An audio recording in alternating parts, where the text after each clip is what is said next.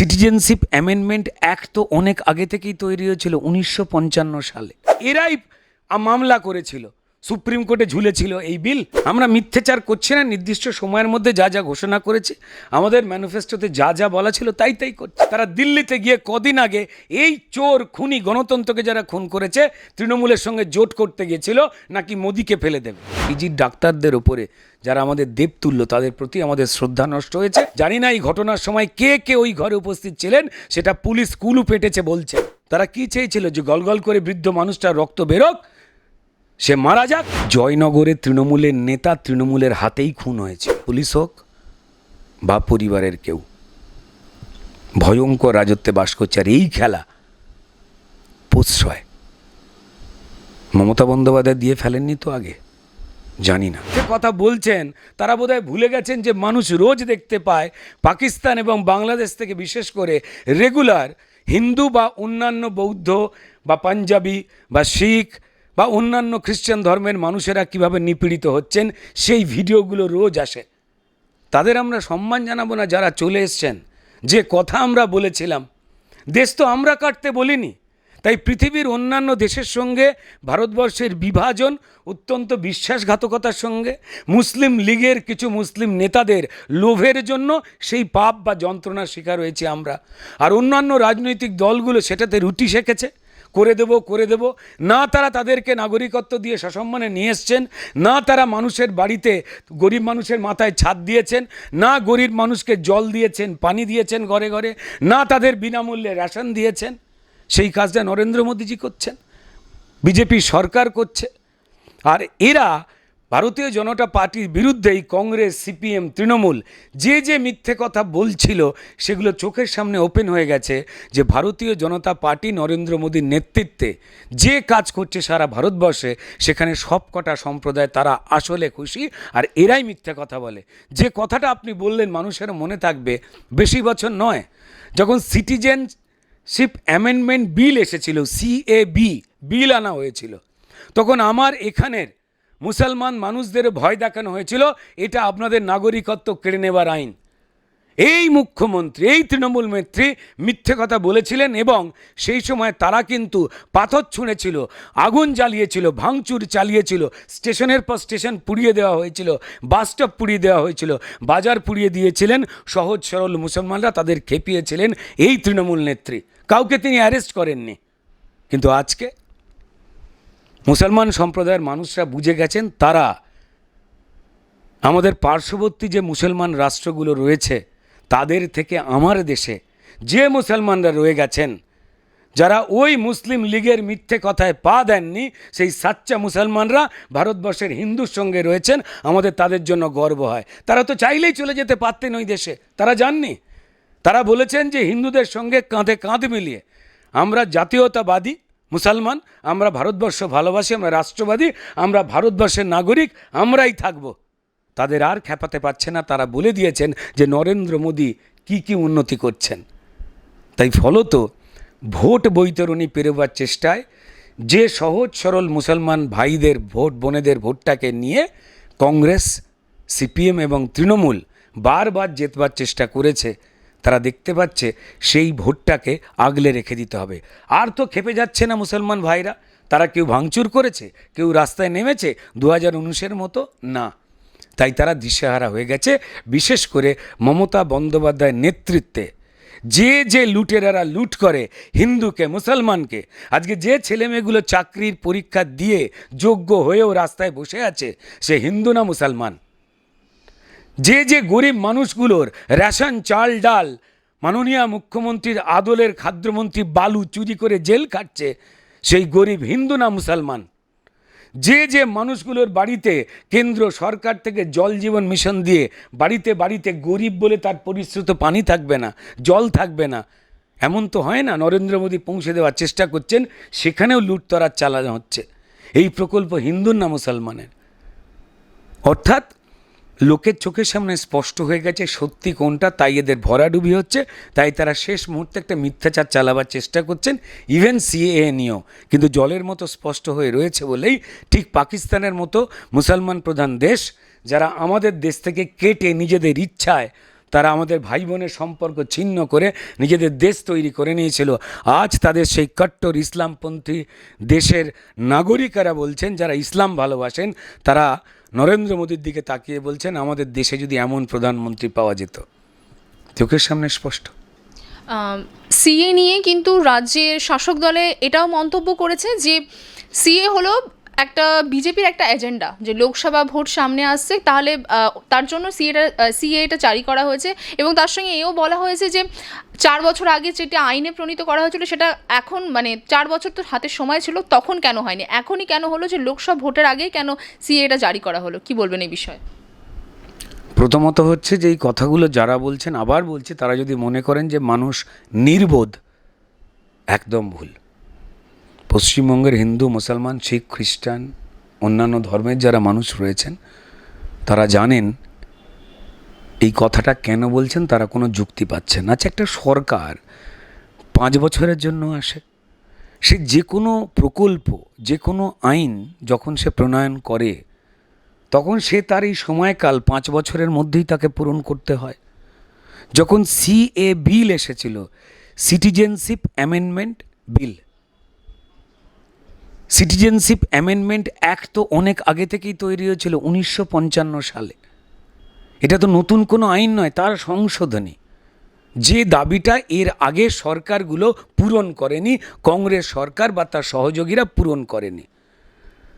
নরেন্দ্র মোদী সরকার যখন এই বিলটি এনেছিলেন, তারপরেই এই কংগ্রেস বা অন্যান্য দল যারা ইন্ডি জোট বলে বানিয়েছিল, যার পিন্ডি চটকে গেছে নিজেদের মধ্যে কামড়াকামড়ি করতে করতে, তারা পাবলিক লিটিগেশন মামলা করেছিল।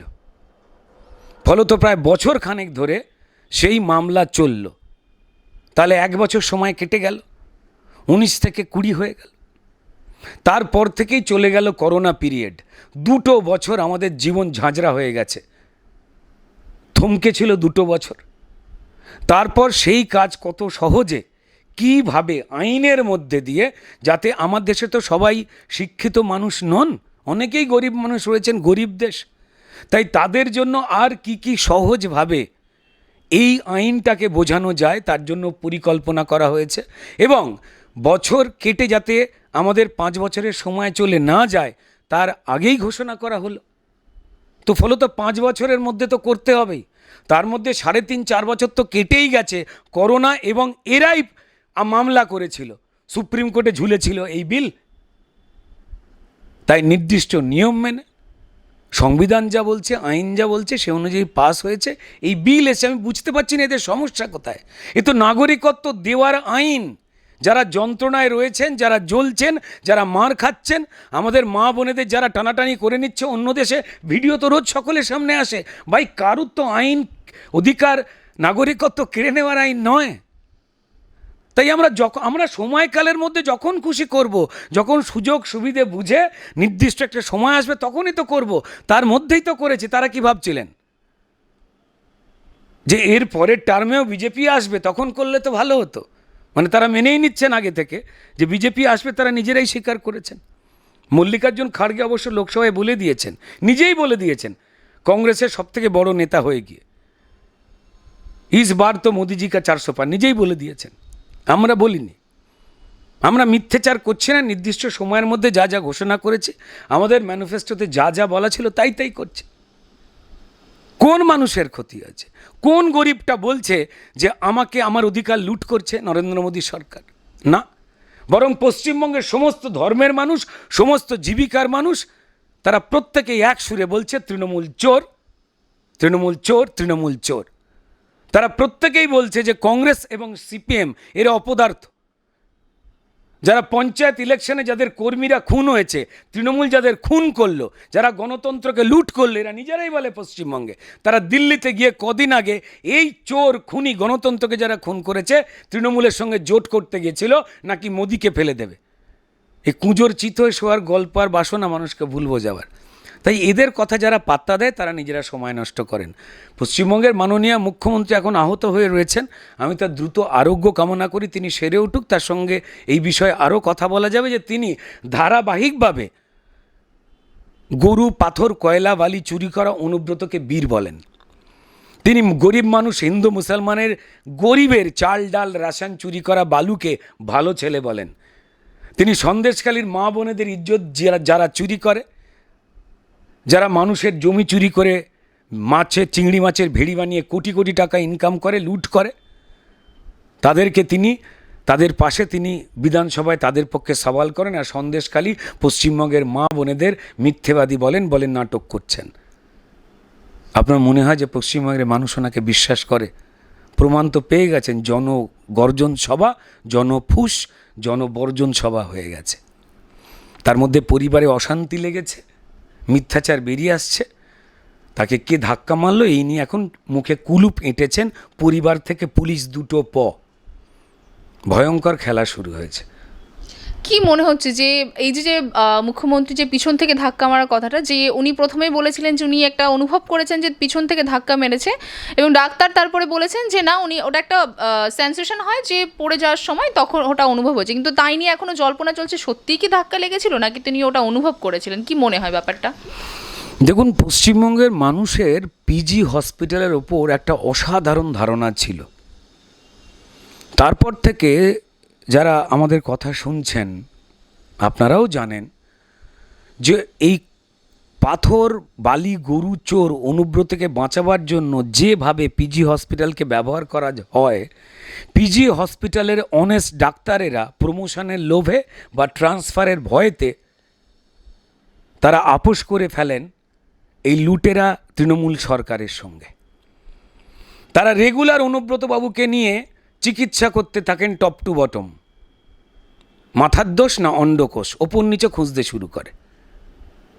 আপনারা দেখেছেন কিভাবে তাকে ইডির হাত থেকে বাঁচাবার জন্য তৃণমূলের এই মুখ্যমন্ত্রী মমতা বন্দ্যোপাধ্যায়ের নির্দেশে তাকে আড়াল করার চেষ্টা করা হয়েছিল, আপনারা জানেন।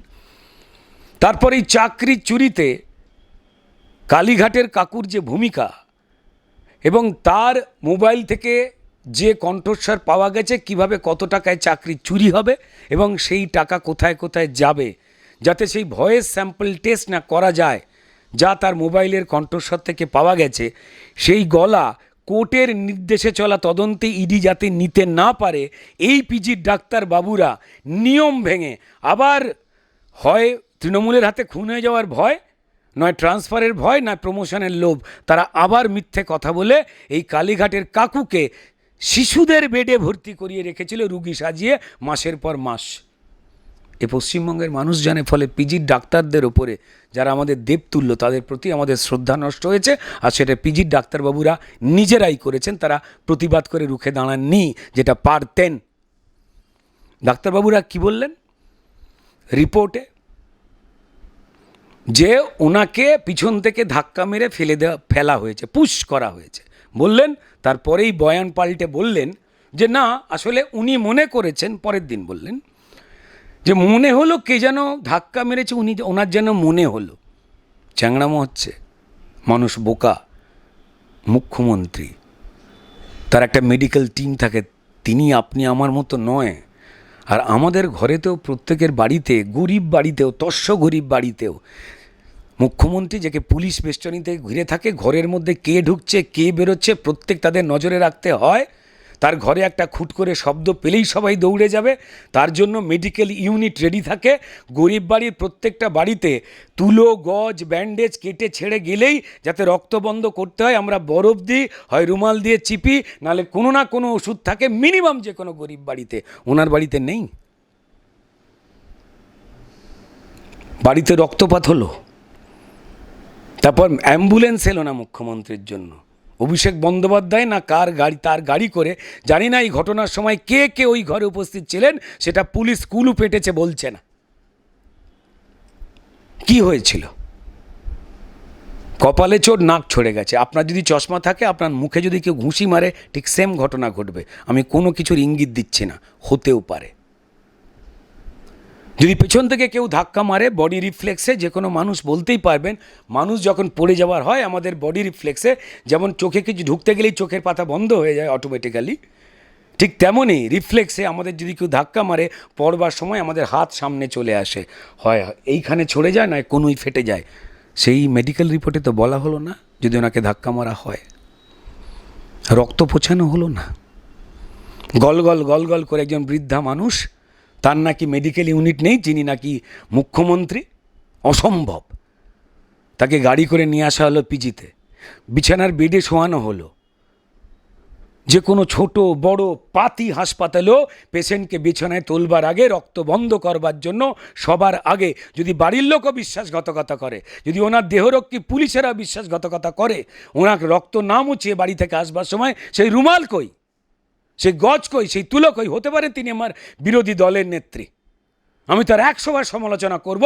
তিনি এবং তার দলের পক্ষে ক্রিমিনালদের পাশে দাঁড়ান, তিনি ক্রিমিনালদের বীর বলেন, 100 বার সমালোচনা করব, কিন্তু তিনি আমার মুখ্যমন্ত্রী, তিনি আমার সম্মানীয় মুখ্যমন্ত্রী। কোথায় গেল? কে ছবিটা তুললো? এই রক্তাক্ত রক্ত না মুছিয়ে কাউকে কোনোদিন হসপিটালের বেডে তোলা যায়? কে ছবি তুললো? ওই ছবিটা যে ছবি তুললো সে রক্ত মোছালো না, আর ওখানে দাঁড়িয়ে থাকা ডাক্তারবাবু এবং নার্সেরা প্রত্যেকেই এই ক্রাইমটার সঙ্গে জড়িয়ে এই তদন্ত হওয়া উচিত। তারা কি চেয়েছিল? যে গলগল করে বৃদ্ধ মানুষটার রক্ত বেরোক, সে মারা যাক, ভালো মন্দ কিছু একটা হয়ে যাক, আর বাকিকে কেউ লুটেপুটে খাওয়ার চেষ্টা করছিল? এ কি হতে পারে না? আমরা বোকা? আপনি দেখাতে পারবেন এমন কোনো হসপিটাল রয়েছে যেখানে আপনি রক্তাক্ত, আপনার রক্ত না মুছিয়ে আপনাকে বেডে শোয়ানো হয়েছে? হতে পারে না। ভয় করছে। অনুব্রত মণ্ডল জেলে যাওয়ার পর তার ভাই রক্তাক্ত হয়ে পড়েছিল, পুলিশ তোলেনি। জয়নগরে তৃণমূলের নেতা তৃণমূলের হাতেই খুন হয়েছিল। ওনাদের দলের নিয়মে যে কেউ টাকার কাছে যখন তখন বিক্রি হয়, সেটা পুলিশ থেকে প্রশাসন, ডাক্তার থেকে উকিল, সবাইকে এরা কিনে নেবার চেষ্টা করে। কেউ তো চায়নি তার নিরাপত্তা বলায়, বা বাড়ির কেউ জড়িয়ে নেই তো? হতে পারে না তো? নাকি হতে পারে? আমি প্রশ্ন মানুষের কাছে রাখলাম, যারা তৃণমূলের এখনো পর্যন্ত কিছু সমর্থক, যারা জানেন এই দল আর থাকবে না, তাঁদেরও বলছে, আপনার বাড়িতে যদি কারুর ধাক্কা লাগে, কেটে যায়, ছড়ে যায়, আপনার বাড়িতে ওষুধ নেই রক্ত বন্ধ করার? গামছা চেপে ধরেন না, রুমাল চেপে ধরেন না, বরফ দেন না, মলম লাগান না, বোরোলিন দেন না, কিছু লাগান না, অ্যাম্বুলেন্স ডাকেন না? মুখ্যমন্ত্রী, ওনার কাছে মেডিকেল ইউনিট থাকবে, ডাক্তার 24 ঘন্টা থাকবে। ইয়ার কি হচ্ছে? অ্যাম্বুলেন্স এলো না, কার একটা গাড়ি করে চলে এলো, বেডে উঠবার আগে, হসপিটালে ঢোকবার সময় কোনো ডাক্তার তার ফার্স্ট এড ট্রিটমেন্ট করিয়ে মুখের ওপর দিয়ে রক্ত মুছল না? ওই হাঁটা ফাঁক হয়ে থাকলো, কেটে থাকাটা, সেখানে তারা বন্ধ করলেন না রক্ত? সেলাই করবার আগে তো রক্ত বন্ধ করা হয় যাতে মানুষটা মারা না যায়, তারপর রক্তটা বন্ধ করবার জন্য আধুনিক প্রচুর ওষুধ আছে এখন, তারপর সেলাই হয়। আমাদেরও সেলাই হয়েছে। তৃণমূলের যারা এখনও পর্যন্ত চুরি জোচ্চুরির পক্ষে হাত পাকাননি, যে সমর্থকরা রয়েছেন, নেতারা রয়েছেন, তারাও এই একই প্রশ্ন তুলছেন। আবার বলছি, আমি তার বিরুদ্ধ রাজনীতি করতে পারি। তাদের চুরি জোচ্চুরি, মানুষের ক্ষয় ক্ষতি করা, এই মমতা বন্দ্যোপাধ্যায়ের ইন্ধনে হয়েছে, তার প্রশ্রয় হয়েছে, 100 বার তার সমালোচনা করব, কিন্তু তিনি আমার মুখ্যমন্ত্রী। যে ঘটনায় পুলিশও কুলু পেটেছে, পুলিশের তদন্ত করে ইমিডিয়েটলি রিপোর্ট পেশ করা উচিত। ওই ঘরের মধ্যে কি কি আলোচনা হচ্ছিল, কারা কারা ছিল, ভালো মন্দ কেউ ঘটিয়ে দিতে পারে না। এই দলে তো একে অপরকে ক্ষতি করবার জন্য অন্য কেউ যা খুশি করতে পারে। আবার বলছি, তিনি আমার মুখ্যমন্ত্রী, আমি তদন্ত চাই। আমার মনে হয় তার প্রাণ তার নিজের লোকেদের হাতেই সুরক্ষিত নয়, সেটা পুলিশ হোক বা পরিবারের কেউ। ভয়ঙ্কর রাজত্বে বাস করছে, আর এই খেলা প্রশ্রয় মমতা বন্দ্যোপাধ্যায় দিয়ে ফেলেননি তো আগে? জানি না, তদন্ত হওয়া উচিত। দরকার হলে সেন্ট্রাল ফোর্স, কেন্দ্রীয় নিরাপত্তা বাহিনী তাকে ঘিরে থাকুক, নাহলে এই গদির লোভী, ক্ষমতা লোভী, টাকা লোভী এই দলটাতে যে কোনো কেউ যে কোনো কাউকে খুন করে দিতে পারে যে কোনো সময়। আমি জানি না কে বা কারা, মানুষ বিচার করবেন। তৃণমূলের বাকি নেতা কর্মীরা যদি শোনেন, তারা বিচার করবেন, হয়তো তারা জানেন।